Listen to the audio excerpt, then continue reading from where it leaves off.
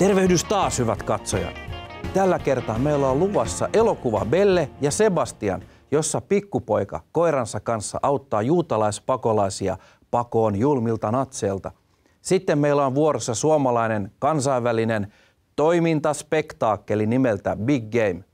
Raine Huvila esittelee meille, miltä näyttää Jörn Donnerin elokuva Marimekon perustajasta Armista.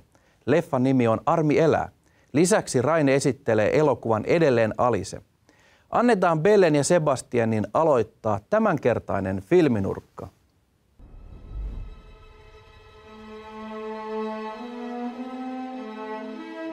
Tu vois cette empreinte? C'est pas un loup, ça. C'est la bête. On va la suivre. 3 moutons en 1 semaine, ça suffit. Moi, je sais pourquoi elle t'a mordu la bête. Tu pues tellement qu'elle t'a pris pour un bouc. Rakastettuun TV-sarjaan Belle ja Sebastian 65-69 pohjautuva koko perheen elokuva kertoo Alppien henkeä salpaavan kauniissa maisemissa elävästä pienestä Sebastian pojasta ja hänen ystävästään suurikokoisesta koirasta nimeltä Belle. Comme ça, si la bête s'approche des moutons... Oh non, reviens! Eh oh! Pourquoi tu te caches? Des chiens battus, j'en ai connu. J'ai même connu des gars qui ont essayé de les sauver. Ça finit toujours très mal. Ben je le savais, c'est pas toi qui les tues les moutons. Oh, tu pues. Qu'est-ce que t'es beau! Ah bah non, t'es belle. Eletään vuotta 1943 Ranskan Alppien upeissa maisemissa. 6-vuotias Sebastian asuu Saint Martinin kylässä yhdessä tätinsä ja isoisäpuolensa kanssa. Alppien kauniilla rinteellä leikkivä Sebastian kohtaa pedoksi kutsutun suurikokoisen koiran. Poika ystävystyy koiran kanssa ja antaa tälle osuvamman nimen, Belle. Kylän asukkaat salakuljettavat juutalaispakolaisia Sveitsin puolelle Alppien vaaroista ja natsin valloittajista huolimatta. Valloittajat pääsevät vihille salakuljetusjuonista ja ryhtyvät toimimaan niiden estämiseksi. Kyläläiset eivät kuitenkaan aio antaa periksi, eikä Sebastian aio luopua vaaralliseksi leimatusta ystävästään. Nicolas Vanierin ohjaama elokuva perustuu Cécile Aubryn romaanin Belle et Sébastien 65 ja sen pohjalta toteutettuun TV-sarjaan. Pikkupojan ja koiran välisestä ystävyydestä on tehty monia elokuvia ja ehkä kuuluisin on Lassista tehdyt lukuisat elokuvat ja TV-sarjat. Belle ja Sebastian elokuvassa on syvällistä sanomaa. Esimerkiksi toisten auttaminen, rakkaus ja niin edelleen. Tämä on mielenkiintoinen leffa, sillä se paranee loppuaan kohti. Ja jos et ole aivan paatunut, niin kyynel tulee helposti silmäkulmaan. Pikkupoikaa eli Sebastiania esittävä poika nimeltään Félix Bossuet tekee hienon ja koskettavan roolin. Tu le connais le berger qui tapait la bête? Tu sais pourquoi il la tapait? Tu sais pourquoi les gens font la guerre, toi? Y a pas de pourquoi. En fait, vous faites comme moi, vous chassez des bêtes nuisibles. Il y en a beaucoup dans mon montagne. Beaucoup trop. Faut pas tirer sur les biches! Vous avez pas le droit! Vous comptez régler ça comment, monsieur le maire? On peut organiser une battue. Et on l'aura, cette bête. Pourquoi tu t'arrêtes? Non! Va-t'en! Va-t'en! Pousse-toi! Tire pas! C'est mon ami! Tu es si belle qu'en te voyant, je t'aimais. Tu passais si Moi, je m'excuse, là, t'es contente? Qui parle au chien maintenant? Mon ami, je t'aimais.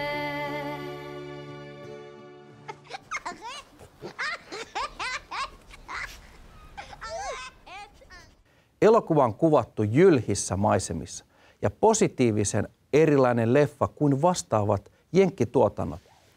Elokuva sopii kaikenikäisille ja varsinkin niille, jotka pitävät eläimistä. Belle ja Sebastian on koskettava tarina pojasta ja koirasta ja tämä elokuva ansaitsee ehdottomasti 4 tähteä. Iskä. Mä teen parhaani. Niin pitäisi. Miehet! Tässä pikkumiehessä virtaa metsästäjän veri. Hän tuo meille erämaasta, minkä metsä katsoo sopivaksi. Ilmaiseksi täältä ei saa mitään. Air Force One on Suomen ilmatilassa tuomassa Amerikan presidenttiä Samuel L. Jacksonia valtion vierailulle. Matka kuitenkin keskeytyy, kun kone putoaa erämaahan Pohjois-Suomeen terroristien hyökkäyksessä.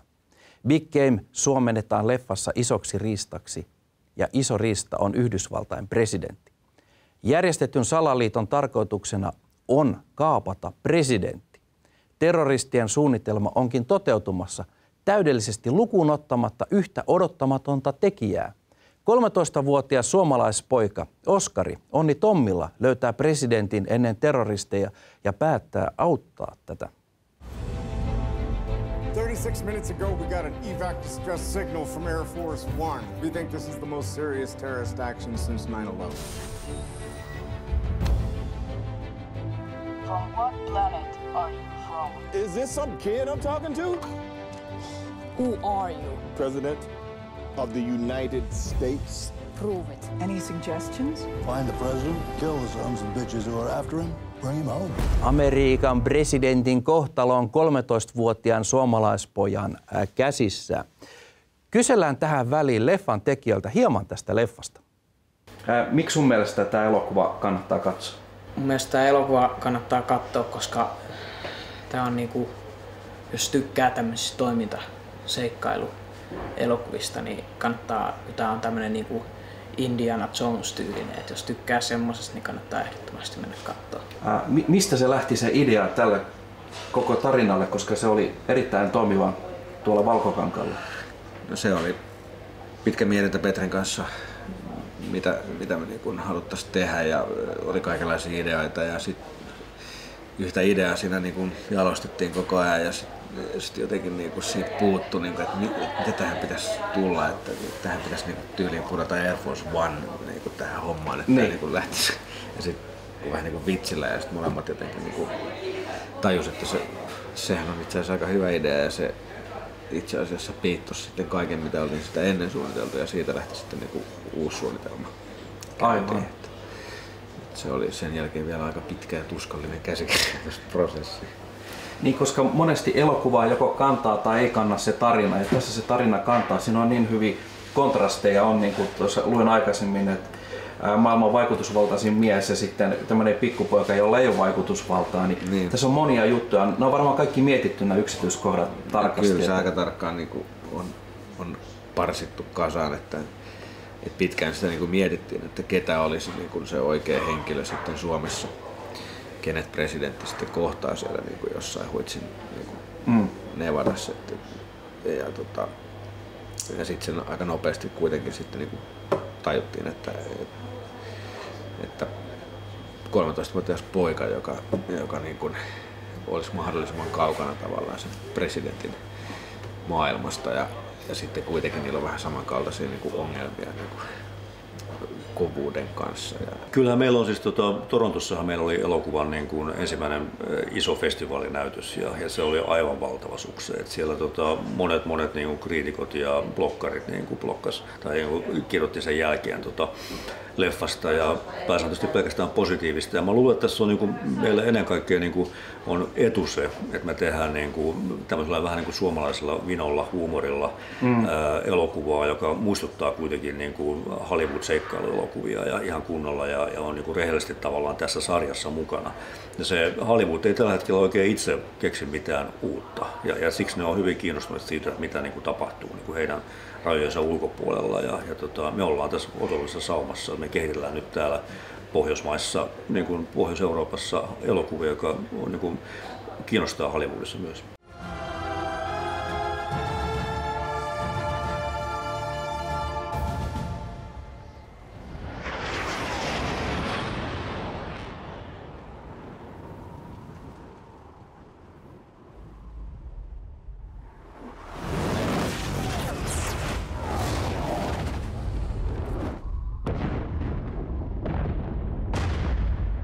No teistä tuli siis kaveri Samuelin kanssa, niin antoiko hän sun puhelinnumeronsa vai sanoi, että tuu käymään, jos tulet käymään Amerikassa? Ainakin mä sain sähköpostiosoitteen. Okei. Mä sain häneltä semmoisen kirjeen, niinku, se on semmoinen vähän yksityinen, ja sit siinä oli niinku sähköpostiosoite, että voisitte lähettää kuulumisia. Me oltiin taas Pohjois-Suomessa kiertämässä, sitten me oltiin Norjassa. Molemmissa oli se ongelma siellä pohjoisessa, että siellä ei ole sit niinku metsiä. Mä halusin, että tässä olisi niinku ison metsän tuntua myös, niinku, että mulle tosi tärkeä paikka on aina ollut metsä. Varmaan johtuen just jostain First Blood-leffasta. Ja Kanada oli liian kaukana ja Saksasta löytyi sitten niinku isoja metsiä ja vuoria ja hyvä studio siitä samasta niinku alueelta, että se vaikutti tosi hyvältä meidän tarkoitukseen. Amerikkaankin tää on myyty. On joo, Amerikassa tulee 26. päivä kesäkuuta ja Briteissä tulee toukokuussa ja Saksassa kesällä ja se on myyty siis ihan kaikkialla, eli se tulee isolla territoriolla ympäri maailmaa. Elikkä voitte olla varmaan tyytyväinen itseenne, että se on mennyt näin hyvin. Onko sulla käsitystä, että miten se on loksahtunutkin näin hyvin paikoilleen nämä palaset? No siis onhan tämä niinku ollut määrätietoista työtä, mitä me ollaan Amerikassa tehty sieltä niinku Rare Exportsista alkaen. Että me ollaan mietitty semmoista niinku konseptia, joka on selkeästi suomalainen, kun me ollaan suomalaisia, mutta että se olisi samalla myöskin niinku vientituote siinä mielessä, että sitä voisi kiinnostaa ulkomailla. Me tämmöistä ideaa nyt tässä kehitellään ja viedään eteenpäin ja ehkä tehdään vielä trilogian 3. päätösosa tässä. Big game hunting never got any bigger. You found me. You rescued me. What the hell are they doing? You protected me. I believe in you. You have to be tough in Finland. Erämaahan lähtee poika. Mutta takaisin tulee mies.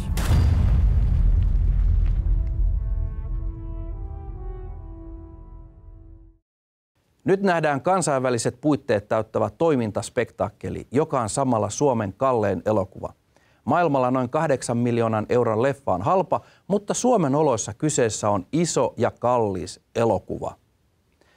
Jalmari Helander on onnistunut erinomaisesti tekemään viihdyttävän 1,5-tuntisen, joka tempaa mukaansa ennennäkemättömällä tavalla. Elokuvan alkaessa huomaakin, että tämähän jo loppuikin. Yksi hauska juttu leffassa on nimittäin helikopterifirman nimi on Kimmon Safarit, joten tässä on vielä yksi juttu lisää. Miksi olen aivan liekeissä tämän elokuvan suhteen? Leffa juoni etenee mukavasti, mikä parasta maisemat, näyttelijät, jenkit, Suomi ja monet asiat kolahtavat hyvin paikoille. Ei uskoisi, että tämä leffa on tullut Suomesta, niin loistava tämä on. Kansainvälisestikin Big Game on noterattu ja saanut melkoisen hyvän vastaanoton. Big Game on täysosuma, siksi se ansaitsee täydet 5 tähteä.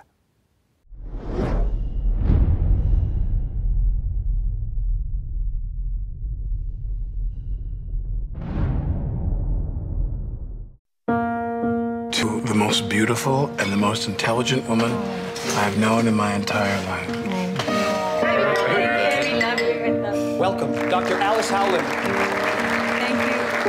I hope to convince you that by observing these baby steps Alice, where the hell were you? Went for a run. Well, I hope you enjoyed that because you completely blew our dinner plans. Moi!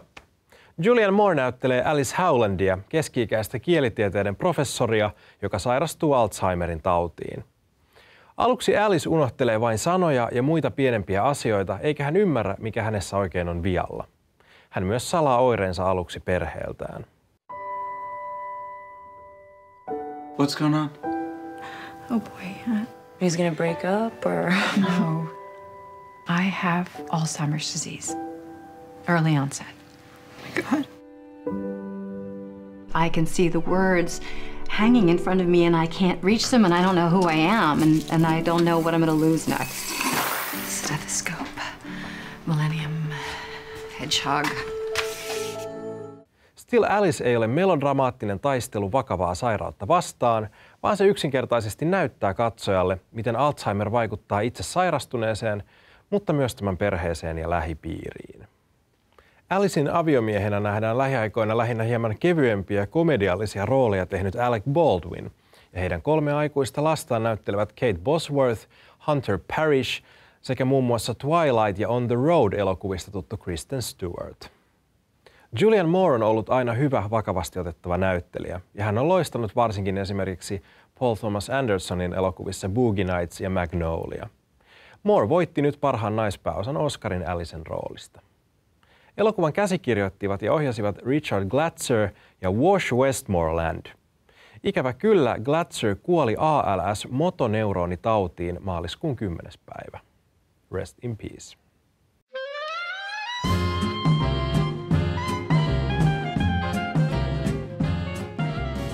I'm proud to introduce the woman behind Marimekko. Ja minä kotona osais ollakaan. Eikä minulla ole tuota kuuluisaa rouvaviettiä. Työnteko on hauskaa, suosittelen. No nyt kun mä katon sua, niin sä et kyllä muistuta noin fyysisesti Armia. Hänhän lihoo ja paisuu sitten vähän vanhemmilla päivillään. Tää ei ole näköispatsas. Naiset seisoskelevat käytävällä, polttavat tupakkaa ja juoruavat. Siitäkö niille maksetaan? Suurista tuloistaan huolimatta Armi elää yli varojensa. Ilman häntä Marimekko ei elä. Eikö se ole päinvastoin, johon Marimekko Armi ei elä? Mä en usko, että Armi oli oikeasti näin epätoivoinen. Ei se halunnut kuolla. Se halusi kostaa, näpäyttää Viljoa. Saanko mä kokeilla uudestaan? Ota uudestaan. Jan Donner on tehnyt tällä kertaa elokuva Armi Ratiasta ja hänen merkityksestään suomalaisessa muotoilussa. Armi Ratia oli raudankova bisnesnainen. Jörn Donner on tehnyt niin kutsutun meta-elokuvan Teatteriseurueesta, joka valmistelee näytelmää Marimekon perustaja Armi Ratiasta. Selvennykseksi. Armi elää -leffassa on siis tavallaan 2 elokuvaa. Teatteriseurueen tarina Armi-näytelmästä sekä itse Armi Ratian tarina. Sä oot kateellinen siitä, että nainen pärjää paremmin. No niin. Se on musta ihmeellinen ihminen. Nyt me ei enää auteta. Yrittävät ajaa minut ulos Marimekosta. Kaikki on nyt 1 kortin varassa. Sekä Ratiaa että tätä näyttelevää Maria-näyttelijää esittää Minna Haapkylä ja hänen aviomiestään Viljo Ratiaa näyttelee Haapkylän ex-aviomies Hannu-Pekka Björkman. Selvä homma. Muissa rooleissa nähdään muun muassa Laura Birn, Rea Mauranen ja Antti Holma.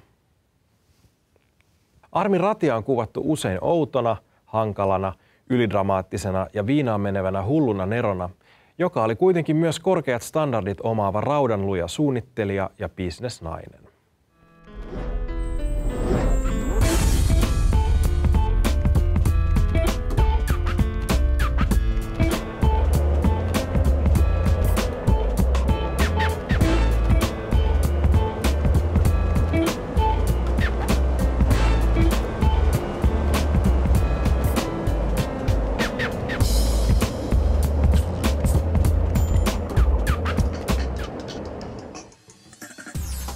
Kimmo, niin. Mitä ensi viikolla? Ensi viikolla me Rosvolat-tekijöiden haastatteluja. Loistavaa. Ensi viikko. Moi.